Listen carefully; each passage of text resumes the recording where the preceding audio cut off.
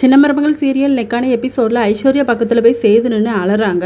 நீ குழந்தை மேலே உள்ள கோவத்தில் தான் தள்ளி விட்றியான்னு நினச்சேன். ஆனால் நீ குழந்தைய காப்பாற்றுறதுக்காக தான் இப்படி பண்ணியிருக்க. தயவு செய்து நீ முழிச்சு வந்துரு ஐஸு அப்படின்னு சொல்லிட்டு அழுதுட்டு இருக்காங்க. இன்னொரு பக்கம் ஐஸ்வர்யாவோட அம்மா அப்பா 2 பேருமே வந்துடுறாங்க.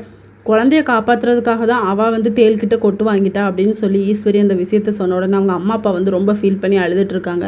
என் புள்ள நிலமை இப்படி ஆகி போச்சு அப்படின்னு சொல்லிட்டு தமிழும் வந்துடுறாங்க. பேஷண்ட்டை பார்க்கலாமான்னு சொல்லி கேட்கும்போது ஈஸ்வரி வந்து திட்டுறாங்க. நீ டாக்டருக்கு படிக்கணும்னா பெரிய கொம்பா, இவங்களால பண்ண முடியாது, நீ பண்ணிடுவியா அப்படின்னு சொல்லிட்டு ராஜாங்கத்துக்கிட்ட வந்து பெர்மிஷன் கேட்டுட்டு ஐஸ்வர்யாவை போய் பார்க்க போகிறாங்க நம்ம தமிழ்.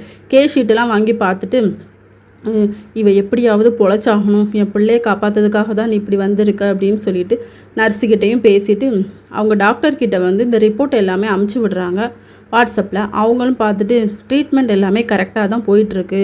ஆனால் அவளை வந்து நீங்கள் இப்போ உடனே நம்ம ஹாஸ்பிட்டல் கூட்டிகிட்டு வந்தீங்கன்னா அவங்கள வந்து காப்பாற்ற முடியும் அப்படிங்கிற மாதிரி சொல்கிறாங்க. இந்த விஷயத்தை வந்து தமிழ் வந்து ராஜாங்கத்துக்கிட்ட வந்து சொல்கிறாங்க.